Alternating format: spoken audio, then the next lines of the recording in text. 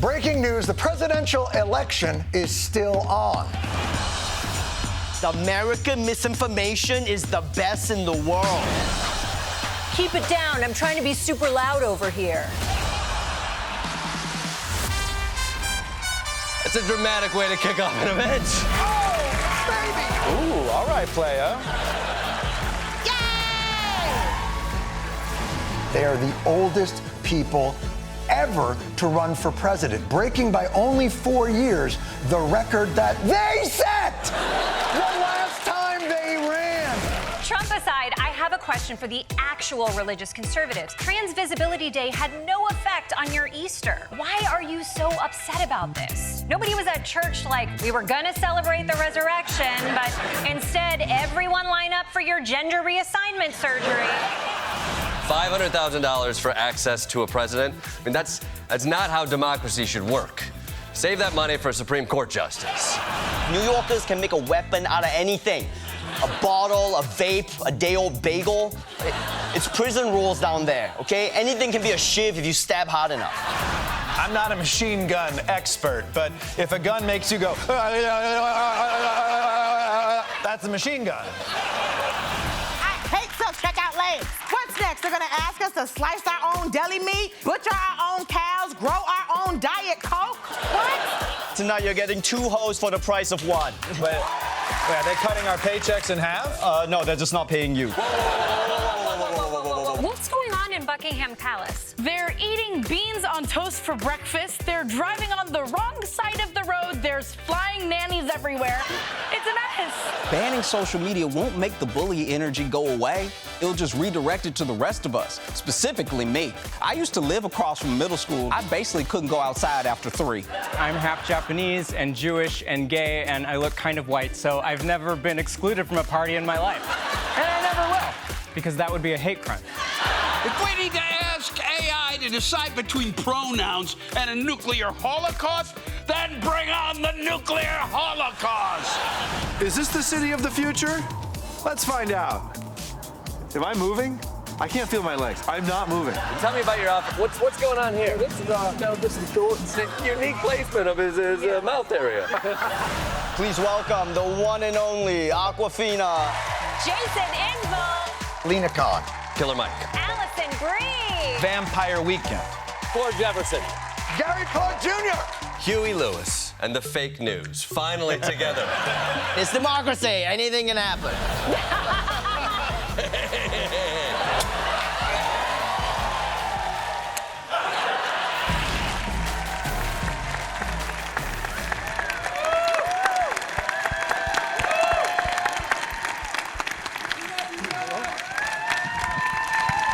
Hello. Look at us. All right. Very nice. Are you having flashbacks? Yeah, man. We look nice. You do look nice. Yeah. No jet lag. We're nothing. taking this very seriously. All right. So we got to start with Jon and the decision to come back, because I know I was shocked when I heard the news. I think a lot of people were shocked. So take us through your decision process and why now, why come back? I was arrested for 34 felonies. 34. As part of the community service to avoid jail time. So I had been doing another program on a more boutique museum service. It was called Apple TV Plus, and I have it. And I'm sure someone else does, but there weren't, and they felt that it would be better if I didn't say the things that I enjoy saying for them. So I read about that a little. Yes, there was. It actually turned out to be a blurb, I believe, in the Post. Mm-hmm. And so I was out of a job, and it turned out Comedy Central was in the midst of what appeared to be something going on with their choice for a new host. I don't know if you I followed a little bit of that as well. You read about that as well. Yes. And so they called and said, would you come back and host the show? And I said, no. And then they said, well, would you do it every Monday? And I was like, really? 1 day a week? And they're like, yeah. And I was like, Had Maddow started doing that? Like, was there a model, or was it like foreign? Like, whoa, this is something I didn't even consider. Well, we had been. I don't know if we were at the liberal brunch where we go over a lot of the different. I assume you have her on speed dial. Yeah. I have her on speed dial and Kornacki. Mm-hmm. He gives us the data on how many days a week has, I believe he calls it efficacy. Right. So it came together. I was very nervous to come back, not because these guys aren't phenomenal, and I know so many of the people that run the show, and they were still there from when I was there, and they're incredibly talented, but I was tired for working for corporate overlords that were fearful of the, the nice part about Comedy Central in the old days was the kind of provocative stuff that we would maybe do, they seemed to think helped them, built their brand. Things have changed somewhat. And so I had to speak with Chris McCarthy, who runs it, and to get the sense that this guy would be okay with that. And it turned out he was. And that's been true, your experience throughout working there now? Nope, once I signed. Please go on. It was a lot of, AT&T is our biggest sponsor.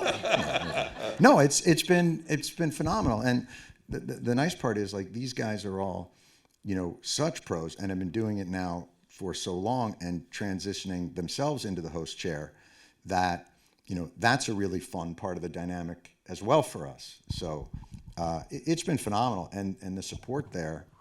Look, I've worked there, and you guys are in the industry. I've worked through a lot of the sea changes in the industry. I was, we had talked about this a little bit, but with Viacom in the old days of MTV with Tom Freston and Judy McGrath and Doug Herzog, and people that believe that the creators meant something. And then I also worked through other regimes where they felt the star was real estate, and they really didn't give a shit, what was built there. That was, to them, that's the star. And so it's really lovely to come back to a place that you feel like values ideas and thoughts and those types of things. So that's the same. We love, John, that you come back one day a week and appreciate it so much. So thanks, buddy. It's fun having you. Every Monday night's the worst because we work real hard all day, and I'm just like, bye, guys. Right. Have a great weekend. Have fun tomorrow. We still have more shows. But what did you guys think when you first heard the news? He's still alive? Was a relief, a Barely. real relief, Barely. My first thought was, the guy from Half Baked? Really? Okay. But you must have huddled Very up. exciting. Very, very exciting. I mean, honestly, it was a big reveal surprise to us, and it was truly exciting. It was wonderful. And then to work alongside him is great. And then to kiss his ass publicly on the Paramount lot, that's like my dream come true. Nothing's better. Yeah, nothing is better than that. Yeah. They say never meet your heroes. I say meet your hero and immediately get on his payroll. Wow, you paid them off very well. So you come back. Ronnie didn't answer that, just so everybody He did not weigh in. Everybody else answered. Everyone just I take note. thought it was a step down, but we all. You're like, who passed? All right, so you come back, and you've talked a lot about what was the same. What was different in coming back to this job 9 years later? My bone density. It's a very different environment, very different media environment, very different comedy environment. How was it different?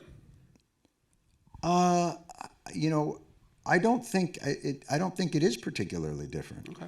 I think, look, when I was there, you faced corporate pressure, or do you mean in terms of what you The can culture say? is different. What's funny is different. We've now gone through, 8 years of Trump and then Biden, and now we're back to the Trump and Biden show. Like, these are things that did not exist when you were there last time. No, but back when I was there, it was, 8 years of Bush and the Iraq War and Afghanistan. I mean, I think we always like to imagine that the time we're in now is just unprecedented. And the only thing I would say is the weight of the internet and social media, the ubiquity of it, we are all in that movie. What's the movie? Mel Gibson knows what everybody's thinking. What women want. We're in that time now of everybody comments on. You know what everybody is thinking at all times. When I used to do stand-up, you'd do a show and there'd be a couple of tables, no matter what show you did, that wouldn't dig it, and that'd be fine. Like you'd register it, but then you'd go home. In the current social media environment, it's like you ride home in the cab with them. And you just have to sit there the whole time and that guy sucks. Did you know he changed his last name from something very Jewish? And it's all, but I think there's a whole thing out there of, you can't say anything anymore. And I feel like we say everything. I mean, I came up in a time where standards and practices would call us and say, you can say dildo 3 times, but that's it. But now, unlimited dildos. I think the whole narrative of we all have to be so careful is insane. I think there's industries that pop up of people that aren't careful, and that's their brand. Everybody has their place, but we're more inundated with more speech and more variety of speech than ever in the history of speech. The audiences have fragmented, though, in the last 9 years. And social media is one reason. But back when you were hosting before, there was a sense, and I haven't looked at the demos, there was a sense that you were speaking to a bipartisan audience. That you were sort of the king of the liberals, but you would also bring in you would also bring in a conservative audience as well. And I'm not sure that is necessarily the case in television and media in general these days. That could be. It could be. No, I just don't know. And I think the one thing that we never talk about, and you guys can jump in here, is the audience. I think the minute the whole point of collaboration and being a team and creative endeavors is to calibrate your sensibilities so you have an internal barometer of what's good content. The audience, not to offend, doesn't enter into the equation. And if they do, I think you're doing something wrong. This is about honing your ability. They'll tell you if they think it's funny or not, but just because they say that doesn't mean you even necessarily have to believe that. We don't design the show to think we want to make sure that we hit the young demo. I remember CNN used to do that for presidential debates. They would do debates, and then CNN would do a debate, and then MTV would co-sponsor a debate, and all the presidential candidates would wear turtlenecks. Boxes of briefs. Right, but the turtleneck, because the kids would be like, hey man, I don't hear anybody whose neck I can see. It's, I think we spend way too much time worrying about that shit and not enough time worrying about the quality. All you can control is the execution of your intention and your content. Everything else is out of your hands. So why spend any time on it? So what makes a joke or a bit or a segment a Daily Show joke or bit or segment? Well, I mean, to start the day, you look at all the clips and headlines of the news that's happened from the day before. So I would say, in a really non-sexy answer, that it's the news that happened from the time the last show ended. Yeah. But everybody's looking at that. Thank you very much, everybody. Michael Kosta. That's the political analysis we need. By the way, still sexy. Don't in any way. Nothing you can't do. It's to say, we don't think about the audience. I don't know about you, but when I host, I don't have time to think about the audience. You're trying to write the show, rehearse, find the clips, so the audience does not come in mind. Now, sometimes we'll have a great show, and then I'm stupid enough to say in between acts 3 and 4, hey, let's take a question from the audience, and then someone says, what kind of pizza should we get here? And I go, holy shit, I wish I never talked to the audience. Not this audience. Not this audience. You are all wonderful. By the way, what kind of pizza should we get? We want to know. Can I tell you my favorite part of that, though, is they'll always say, what kind of pizza should we get here? Which is the most common question we ever get there. And I'm like, oh, where are you coming in from? And they're like, Ohio. And I'm like, fucking anything. Anything you get. Go to La Familia and it will blow your mind. You live next to Skyline Chili, whatever pizza. All right. Also, you waited in line for 6 hours to talk to Jon Stewart. You have one question, and that's the one? That's the question? All right. For everyone else, what has been the biggest surprise about working with Jon? You're not allowed to answer. This appears very eulogy-like. Lighting's right. No, it's You know what? I will say this. I got to work with Jon 400 years ago. Thank you. Yes. Okay. Jon He was hired a me. young buck. Yes. I was a fan of The Daily Show. I got brought in. Jon hired me on, and it was my favorite show, and to be birthed into working on that was a career highlight, so much so that I will never leave working on that show because of fear of losing health insurance. So thank you to that. But I will say, on a nerdy level, what has been really cool about this new era that we are in, like we talk about this, we had not to spill industry secrets, we had like a Zoom call with all of us after the first couple weeks where we all got to talk about the difficulties of hosting The Daily Show. And I will say, hosting a late night show is a weird, lonely, strange job. I got to do it for a little while, and I loved it. It was the best fucking job, but it was a lonely, scary, weird job that you had questions that nobody could freaking answer. And that first week when we got to get on that Zoom call and talk about mechanics, and it's not all highfalutin conversations, it's like mechanics of telling a story, the ways in which to filter the news, the ways in which to react to clips that play on the air, there's an art to it. And so it's been really fun to watch Jon, again, now in his 90th decade of doing this show, but to watch it from a perspective we get to host this thing, and it's an amazing vehicle to be behind, but to watch the ways in which you can get better at it and the ways you can filter through it, that has been kind of a remarkable, it's the world's best masterclass to be a part of. And being a correspondent is one of the most difficult jobs you can do because you have to be versed in so many different things. These guys all come from improv and stand-up, but you do so many things. Some of it mechanical in the field. You take on these certain characters that you play, usually, the high-status idiot or one of those types of things. Or you go out in the field and you do improv scenes with people that don't realize they're in an improv scene.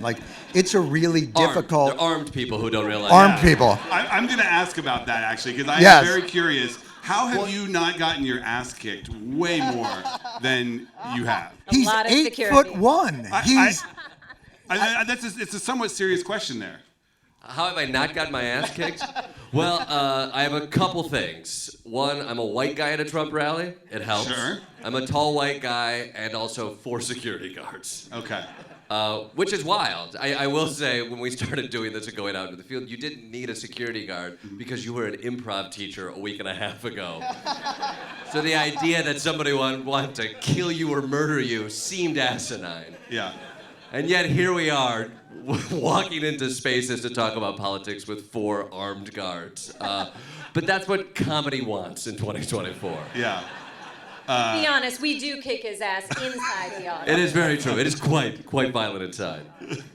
Sometimes you'll be stupid enough to read the YouTube comments of your piece, and it'll be like, what a stupid question. Why does Kosta look like he's sweating and indoors? And I'm like, because the guy was armed and he just told me he hated all my questions. That's why I was sweating. Yeah. So it is scary. It is scary. And we deserve all the credit we get. No, but to Jordan's point about the Zoom meeting, I remember that with Jon. This was super helpful. And you said, how's it going hosting to all of us? And I said, I feel like I'm wearing my grandfather's suit and my dad's suit at the same time. And you said, if you want to see uncomfortable hosting, watch my first 2 years hosting The Daily Show. And I'm sure you were saying that to be nice, but that was tremendously helpful because it's very lonely hosting. You don't have anyone, there's no hosting red phone to call and say, please help me with this. So it's tremendously helpful to have that. I also had to remind that, on that call we were just talking about, hosting the show is very different. Now it's about channeling how you feel viscerally. You're no longer playing the role of what the bit may require of you. You're actually trying to, channel things through your own point of view and bring them out in a much more humanistic way. And they would say it seems to come more naturally to you. And I was like, yeah, I've only done 2,000 of these, and this is your third. Yeah, So I'm blown away actually by how incredibly adept they were at it from jump, and then B, how far they've even developed just in that short amount of time since then. It's somewhat disconcerting. One of the things that struck me, and one of the things I wondered about when you agreed to come back, was whether we would get Daily Show Jon Stewart or Apple Show Jon Stewart, because your persona changed. It was a different version of you, and you seem to have pretty seamlessly slipped back into Daily Show Jon Stewart. So Apple still owns that Jon Stewart. And if I my phone just buzzed uncontrollably. I don't know why. If I am to use that Jon Stewart, I will be taken away. Okay. But that's a conscious decision. Yeah. It's funny that you say it because it feels to me like as me. So I would think it's, in my mind, I'm thinking, oh, that's wrong. I should have, but it feels the same to me, but maybe. But for instance, your interview with Ken Buck the other night, which was fantastic, you got away with a lot of things. Yeah, it really is an amazing episode. But you got away with a lot of things in that interview because of the self-deprecation and sort of laughing about certain things. And you approached that interview in a way that maybe you wouldn't have I see what you're saying. before at the Apple Show. So the difference is honestly audience. Mm-hmm. So when you have an audience in an interview like this one, you're constantly aware of that they're another character in the play. And so the Apple Show is waiting for Godot. This is, something that's a little bit less existential. But like when you're sitting in a room with an Oklahoma State senator and there's no audience and he's saying to you, no, more guns makes us safer. And you're like, when? When does that happen? Right. It's a different dynamic than when you have an audience and you're also keenly aware of their patience for the different line of questioning, where they might think they want a break. I think it's got more to do with the environment in some respects. Makes sense. Yeah. Ronnie, I want to bring you in a little bit more here. Yeah, Ronnie. No, sorry. I'm interested in these answers as well. What have you learned just working around Jon so much the last few months? You were asking what's surprising about working with Jon, because when I joined the show, I took research very seriously. So I watch old episodes. You hear stories about Jon. You read the book, The Daily Show oral history. You guess, and so you get a sense of the working habits of people. But when he came back, what was surprising, despite knowing academically his strengths, clarity of thought, control of the medium, but when you see that first episode, it's like watching Jordan in '96 direct the offense again. Wait, is that the Wizards or is that? No, that's before the Wizards. I'm trying not to do a Wizards thing, but it's. But actually, if you look at the Michael Jordan and the Wizards, his individual performance is actually great. The team kept losing. Good point. Yeah, with one leg, Jordan was actually individual stats was amazing. But and Jordan did retire, came back, and he won 2 more Emmys. I do think he happened, right? Yeah. I think that officially happened. Yeah. But Jordan interviewing Ken Buck. Wait, Wizards was. if I may, is the Apple Show when I was with the White Sox? Is that when I went to play baseball? Yeah.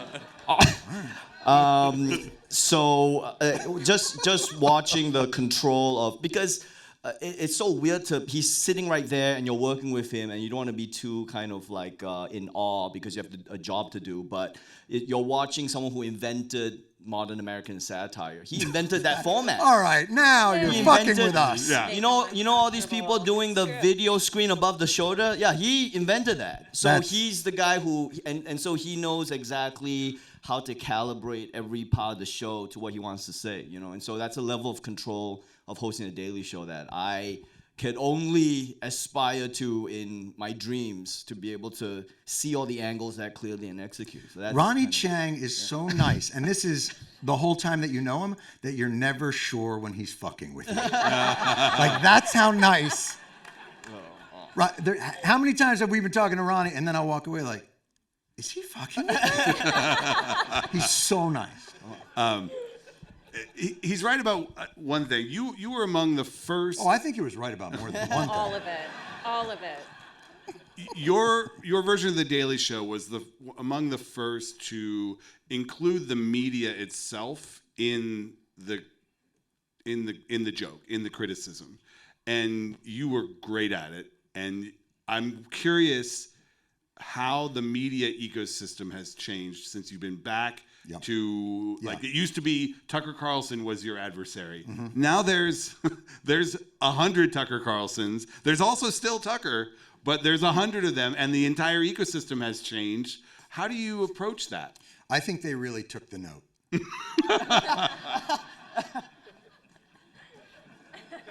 Because when I first became aware of you, I think was those Fox News segments that you used to do, and they were just eviscerating. But it's almost Really like, changed the landscape. it did actually. I would argue that they did. The thing is, even if it doesn't change the landscape, even if the efficacy, you cannot relent. The difficulty we have with weaponized media is it is weaponized. It's tenacious and it's purposeful.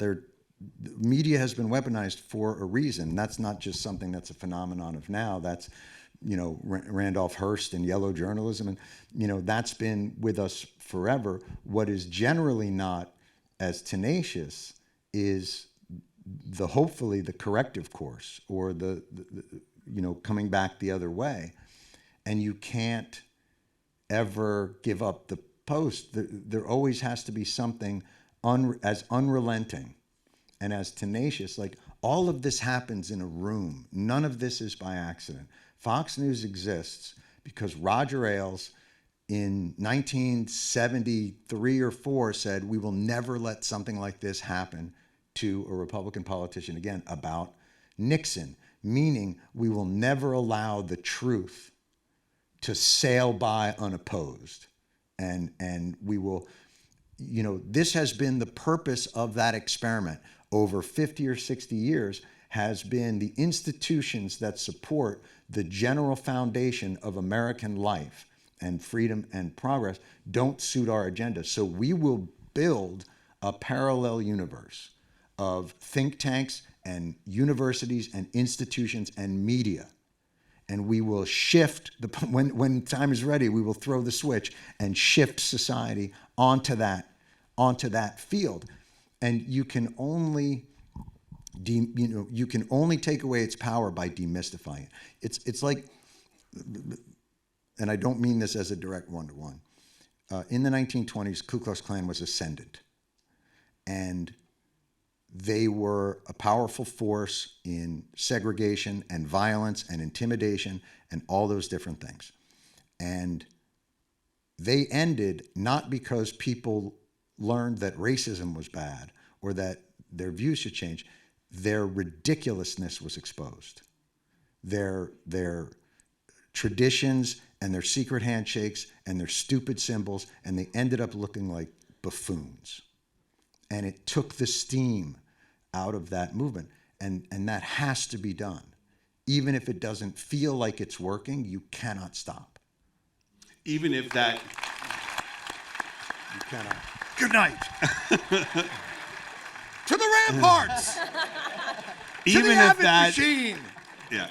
Even if that ridiculousness has melded with the actual pillars of government to where they're calling each other back and forth, saying, what should we do? You should do this during the Trump years? Wait, say that again? I'm saying that when you were hosting The Daily Show before, there was a clear dichotomy between the government and the media. And what we saw in the Trump years was the melding of those two, where the media was essentially the audience, was essentially the message. But that was happening. He's taking his cues from the media and vice versa. But that was happening in the Bush years as well. The right has always been much more organized in terms of the media being a political arm of a movement. The left is too disorganized. Now, there is some influx of political players within that, but I can tell you the level of collusion between media and politics on the right is far more advanced and far more specific than you would ever see, unfortunately, on the left. Some of that having to do with generally the left being a more, fractionalized environment. It's generally the left is just coalitions held together by some idea of, being nicer. Separate topic. You guys are going on the road for the conventions. Look Excited? at you, segue. Fearful? what you guys and I learned No, today. you You're guys going to have be all the done only one. conventions I already. have never done a convention. What? So I will going to leave the stage for this part of the question. No. Desi, we were on The three of us Yeah. were there, Yeah. 2016. It's going to be wild. It's going to be incredibly wild. Trump will be sentenced 4 days before the RNC. Is that right? 4 or 5 days? So that could change things. And according to my Clue There app, will be a delay. according to my Clue app, I will also be on my period that week. So it's going to be really, and I feel okay sharing that with all of you because I'm pretty sure the Republicans are already tracking. So we're in for it. Did you guys were you on the convention floor when you guys went in 2016? Yes. Oh, yeah. I remember it. I mean, the conventions, for all the rot that exists in the political process, there's still something so beautiful about an arena of people celebrating a potential future. So there's a part of me, I grew up a presidential nerd as a kid, and so like to be there and watch this pageantry, there's still part of me that has stars in my eyes. Although I do remember like... Nerd. I mean, but I remember being on the floor for the Trump one as well, and the image that I have. I mean, you know, say a lot of things about Donald Trump, but sometimes they are so right on the nose. You got to give him credit. Like the Big Brother image of Donald Trump's zoomed-in head behind him as he was like, "I alone can fix this. We shall go forth." I remember watching it and being like, "Oh well, this can't possibly win." But how funny to be here. So I'm excited to see the final chapter, if you will. Being on the road is always fun. There's always like a fun energy, I think, with the Daily Show. It makes it a little different, gets everyone out of their comfort zone a bit. Maybe I'm wrong, but I always, when I'm at these conventions or highly political rally events, I'm always like, these aren't normal Americans. These are the political Americans. Like, they almost go to this like sports. You know what I mean? I don't even know if they care about the country as much as they care about it's almost like an event for them. It's like a sporting event for them. So when I'm there, that's how I feel like. I feel like I'm in a sports event almost, you know? It's not even about the future or issues or ideas. It's like people who are there to witness, you know, their team versus some other team or, you know. Yeah. I think the Democrats were really smart in a time of violence and upheaval to do theirs in Chicago. Just really... You Just joke, really- but there is a potential that, you know, protests and other stuff. No, can happen. listen, man. You could. How do you pick the city that in 1968 exploded in protest in a time of anti-war protest? And like, you know, the left is really angry about this Israel-Palestine thing. You know who would be funny? I remember at the we did the Republican. I can't remember if it was the convention or the midterms. When did they do it in St. Paul? Was that McCain's year? Yeah. I think that was the year that McCain did. And this was when Antifa was not quite a branded organization yet. It was still just a bunch of kids in like black bandanas, pre-pandemic, so nobody had to yell at them about, doesn't do anything. And they had on the bandanas and they had their lawyers' names. But it was a quaint time. We were taping right in the street, and these just phalanxes of young activists, and you know, every few hours they would take out their anger on a Starbucks. Like, you know, they'd break a Starbucks window, and all the sirens would play. And I remember I was walking to the studio, and I'm in the middle of this giant fucking protest of bodies, and it's moving, and the guy next to me and he lowers his bandana and he goes, "Oh, Jon Stewart, I can't believe you're here in Minnesota. This is so fun." And I was like, you're an anarchist. And he's like, "Oh yeah, but you know, if you guys want, you know, we're going up to the lake later, and if you want to come up." And I was just like, I don't know what we're doing. Guests on the show. You have had not the typical late night talk show guests on Monday nights. Did you... Oh, I'm sorry. My publicist wants me to say no other late night talk show goes out on the road either. We're the only ones who go on the road. Sorry. Well, you guys are the only ones going to the RNC, right? Yes. And also what people don't realize, and I haven't even done a convention, but I've done plenty of field pieces, is, you know, we have a whole department that is out there in the morning shooting, editing, cutting, airing 5 hours later. And that is unbelievably difficult. You have to do comedy quickly, intelligently.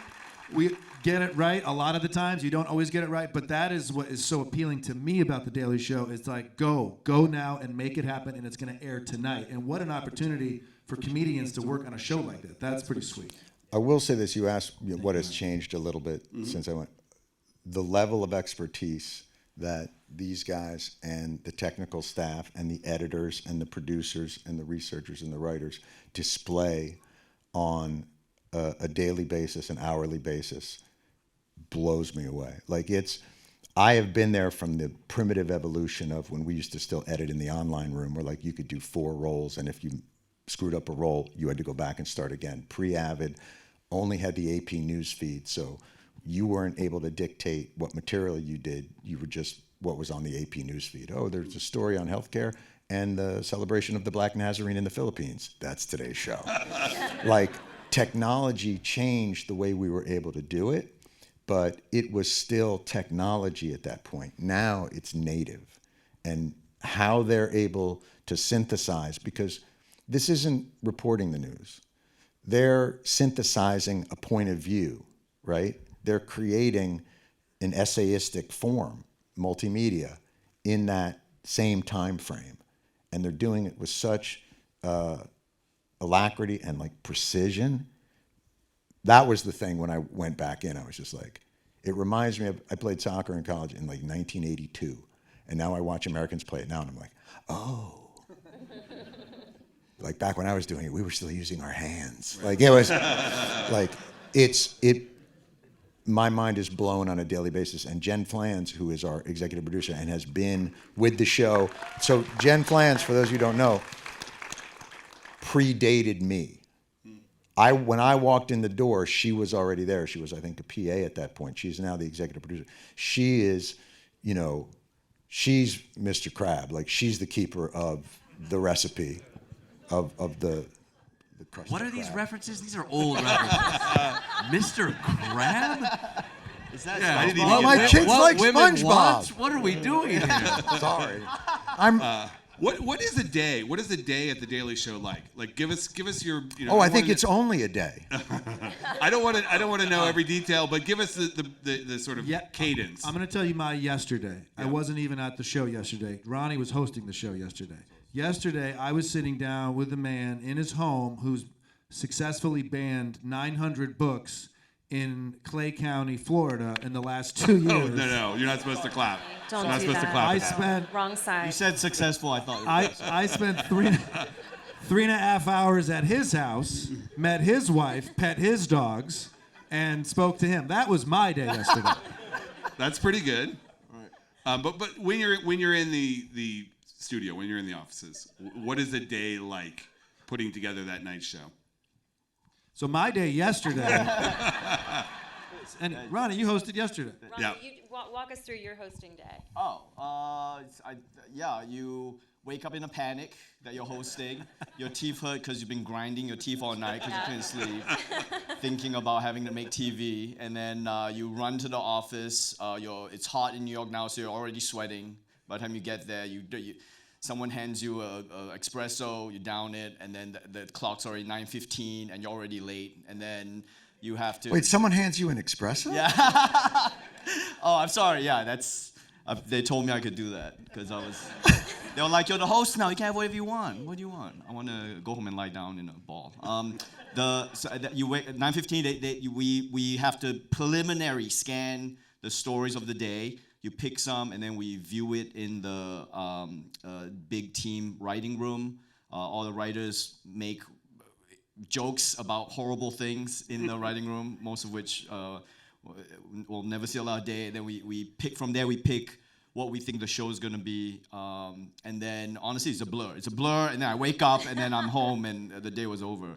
And before that first meeting of the day, there's an entire department that spends the night before and early that morning collecting all of the latest news footage that they think could potentially work on the show. I always what I love about it. I come from the improv world, and like there's a lot of different mindsets. People who come from more straight news, who work in some research elements. You have a lot of comedians, some stand-ups, some improv. What I've always felt like mentally, the first half of a Daily Show day is an improviser's brain, and the second half is a stand-up's brain, which is so fun in that like you get there and you have to be open, you are building stuff, you're throwing ideas out there, you're saying yes to everybody. Like it's a very open creative space because you have a lot to do that day.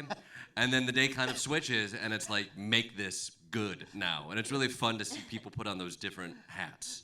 It goes from yes and to no, shut up. Yeah, exactly. Yeah, the morning is lovely and nice, and by the end, everybody is selfishly talking behind everybody else's back about how much better they are. Oh, it doesn't work, cut it, just cut it, fine. That morning meeting that's at like 9:45 with the writers, the big meeting, that to me is one of the most pleasurable places to be ever in comedy, because you have the clock is started on the day, you have your clips picked, you have a bunch of award-winning writers and producers all in this room yelling stuff out, and if you can get that group of people to laugh, that's immediately in the rehearsal script for sure. Now, I do a great job of yelling out stuff and the room is just silent, and that is true panic at its worst, but that morning meeting is really fun, and it's when the snowball starts for the whole day. It's like sitting in a room with 35 of your funniest friends. It is truly the best. Yeah, it's what you think about when you think about working in comedy in America. It's that room, and everyone's so good at their job, and you're scared to say stuff that isn't, might not be funny. And then so everyone's like writing furiously, and then we rehearse at around 3 p.m. or 2:45 p.m. depending on, the day. We run it through, and we do a full You seem dress. like a prisoner. Yeah. You're recalling a thing, and then you go to the yard. And Pick up trash. I got shanked. I was shanked.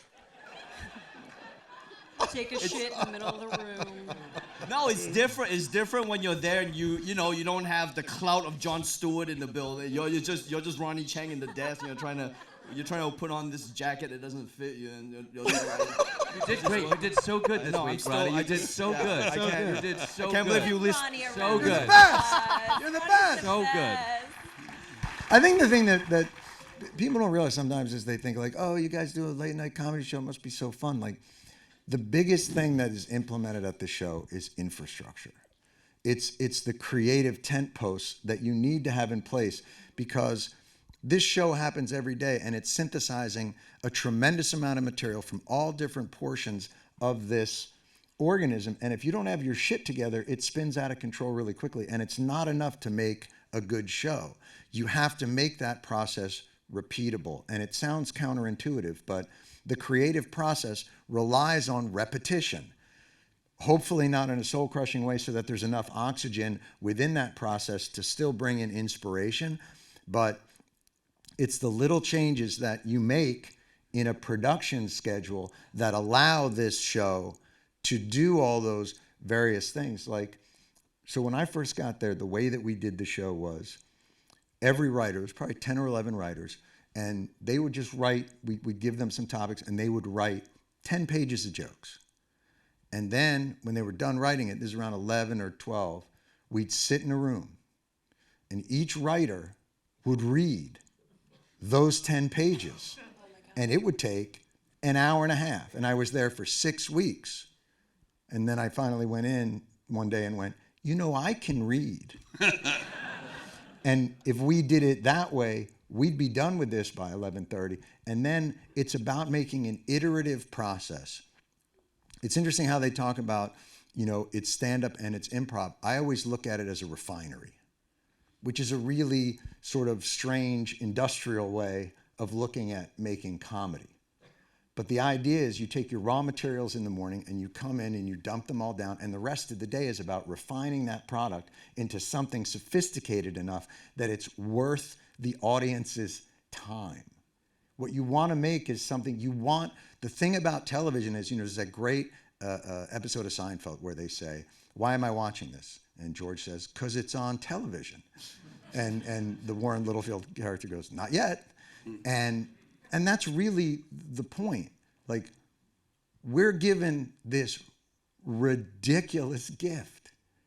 We're going to allow you to say whatever the fuck you want to America for 22 minutes or 24 minutes or 36 minutes in a night. And that process is to create those thoughts that are the raw materials and winnow them down to something that when you present it to people, it looks like something effortless, but isn't. Is sophisticated. It has, it's been worked. It's the craft has been applied to it to make it something worth your, I was going to say television time, but obviously that's not how people, worth you picking up your phone and looking at it for however it is people watch things. Do takes come easy to you? Like, let's look at the Trump conviction. Happened on a Thursday. Yes. Take us through the process that led to your Monday night So segment. that It wasn't just about Trump. It ended up being broader about the media and everything else. Because that was a function of insomnia. So what had been bothering me, there was something, the thing about stand-up, or good comedy, or good art, or good anything, is that you can articulate something for an audience that is feeling it in the ether, but has not had either the time or the desire to crystallize it into that resin, that useful articulated resin where you go like, fuck, that's what I meant. And so it had been really eating at me, this idea that everything that was occurring in the courts was a repudiation of our entire lived existence in the media over these last 8 years. And I just couldn't get my head around what it was. And I was thinking about, the court system has procedures in place. It has standards of evidentiary presentation that you must meet. And then it is, and those things are standardized. And I realized what bothered me about the media is they had an opportunity to apply the same methodology, because it's not an expertise that the courts are applying. It's a simple methodology of defining reality. Rules. That's all they do. All they do is they bring you in and go, what happened? And then someone starts to say what happens, and someone will jump up and go, I object. And then you have to present, like, the thing that blows my mind, I don't remember when Gwyneth Paltrow got plowed into by a skier. It was a while ago, but the trial, I think, was last summer. I was delighted to watch that. But when I did, it struck me that being a lawyer blows. It's just you and 4 other lawyers sitting at a desk going, do you have page 38AC, go to the thing? Did you get that? And it's all just, but that meticulous dissection and determination of reality is what's missing in our media environment. And it can be done. I don't understand why you don't. It's not a method that's beyond you. It's not because it's happening too quickly. I don't know why it isn't done. I know that television has to be producible and that when you're making it every day, 7 days a week, 24 hours, but that's the thing that I think. But didn't you answer your own question where you said that being a lawyer is boring? Being a lawyer is boring, but presenting your closing argument is what drama and movies is about. Mm-hmm. So yes, the meticulous defining of it is what we do during the day. It's the refinery. It's taking all those raw materials and testing them and measuring them against reality. And then once you have what you think is a refined product that is the reality that you've helped define, right, through those procedures, then you present it to people in a way that's compelling. Because now you're presenting to them a condensed version. Now you're a storyteller. Now it's a narrative. Now it's something that you can sink your teeth into. And it's been tested so that it has context and fairness and is difficult then to overturn and submarine on appeal because you put in the fucking work. And if we can do it, and we're idiots, it honestly blows my mind. If I see one more news person on a Meet the Press or a CBS The Morning go, will you say that you will certify the 2024 election no matter what? And you're like, what if they're hit by a laser? Yeah. Like, what are you supposed to do with that? Any question, almost every question on a political panel should just be met with, I don't know. No one knows. It's the future. But I can help you define the parameters of the present and of the past. So you have that eureka, you have the This insomnia. is why I can't sleep. You come up with that take. That's Do right. you run into the meeting Monday morning and say, I have a take, let's do this? Or is it workshop? Like, what's the process? like it's the Sunshine Boys. Yes. I have a thing. John, you came in Monday pretty fired up. You did have it. You did have Oh, it. there we John, go. you did it. John stood up the morning meeting, meaning you stood out of your chair. That doesn't always happen. I was a few minutes late, and I have never been late to a John meeting. I had a childcare issue, and I come in late, and I think, I'll just slip in the back door. John was standing right in front of the door, and he was on it. Like, he was going. I get So fired. I hid in my office. I just listened and took notes for about 22 minutes. Waited for my opportunity to slip in there. One time I stood up in the morning meeting and they said, sit the fuck down. Only John gets to stand up. But to be fair, there are meetings where I do that, and then research will come in like 3 hours later and go, yeah, we looked into that. Not true. Oh.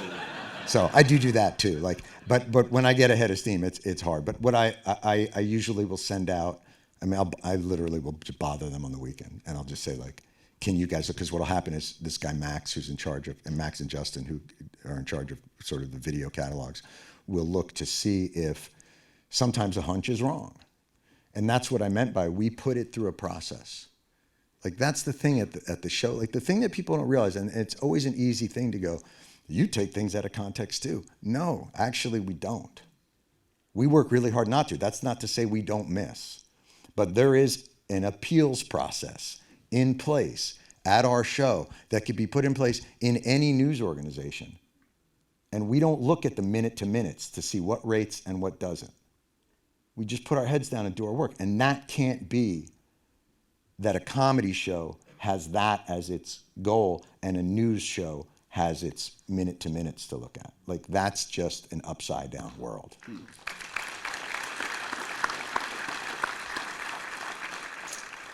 I started to ask before, and just to finish the thought about guests. How do you think about guests on the show? How do you all think about it? But particularly the guests. I go by race. Only Asian guests. Only Asian guests for me. Can I tell? We co-hosted.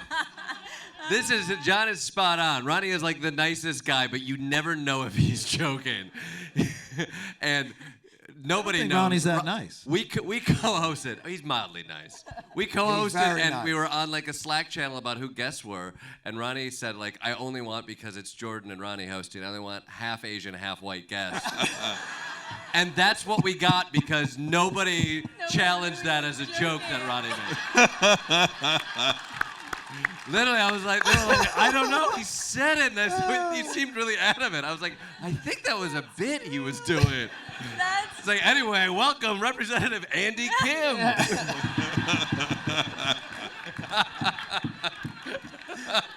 Look, there's games and games we play to keep ourselves interested, all right? Part of it is, sometimes, I don't know, we'll see whoever interesting guests, and I do kind of take it upon myself sometimes to be like, we've never had two Asian guys on TV before. Let's try and make that happen. But so that is a factor. But obviously, like I tried to get. I've been trying to get conservative people as guests. I managed to get one yesterday, George Conway. Although, you know, how conservative he considers himself to be now, but. Was anti-Trump conservative, just to get some, you know, a little bit of less of an echo chamber, less of a preaching to a choir. Let's hear some, you know, outside of, hear what they have to say. So I'm always trying for that, but it's easier said than done sometimes. They think we're trying to trick them on the show, but we are generally trying to trick them. John, obviously, Lena Khan seems to have been a choice guest for you, given that was an idea you had at Apple, and it was a great interview. Yeah, I thought she was fantastic. Yeah, she's the antitrust enforcer. Yeah, FTC. So do you think? Are you thinking that way? Like, okay, who's gonna make headlines? Who's going to, give it back to me? What's your thought process there? I think the thought process for guests is generally also in the same way of trying to. I think the show works best when it has sort of a clarity of vision and then a very much a flexibility of process and how we get there. But there are broader themes that I think make the show feel more cohesive. And in this moment, I think we talk about Trump as the threat to democracy, or that the threats to democracy are autocracy. They're external and they are, in opposition to a democratic system. But I think it may be more interesting to internalize why democracy is vulnerable to that. And so the FTC chairman or Ken Buck, it's about looking at why is it that there is a feeling in America that the government is separate from the realities of the consent of the governed? What is it where's that disconnect come from? And then you can explore it in whatever, you can apply that thought to pharma. You can apply it to, what happened in the pandemic? Well, there's the conspiracy theories, but there's also the reality that maybe they weren't as transparent as they could have been, and that caused a lack of trust and an ability to exploit some of those gaps. So what if we applied our process to where those gaps are? What if you look at Trump as a black hat hacker, exposing where are the vulnerabilities on this map? And if he exposes them and we go in and we view those vulnerabilities and we can map them and see where you can strengthen them, well, then we can protect ourselves in a way from the ease in which demagogues can take control of the discourse. And so that's obviously, look, that's the broadhead. And then our job is, it's always the broad perspective. And then how do you deconstruct that into something usable for production? How do you go in and start to use that? And so that's what we apply to all the different kinds of stories and things that we look at. That's a loftier goal for guests than Guy with a Movie. They won't come on. No, because that's what everybody. Why are people watching this? Yeah. And that's what you want to earn every day. It's like in stand-up or in improv. Like, the whole point is, we've decided to pick a chair that's facing the audience. And if you're not going to take the time or effort to earn that chair every time you sit in it, what are you doing? Perfect segue to my last question. You are committed through November. Any thoughts about possibly staying? I mean, it's clearly working. Yeah, John. Wait, who are you referring to?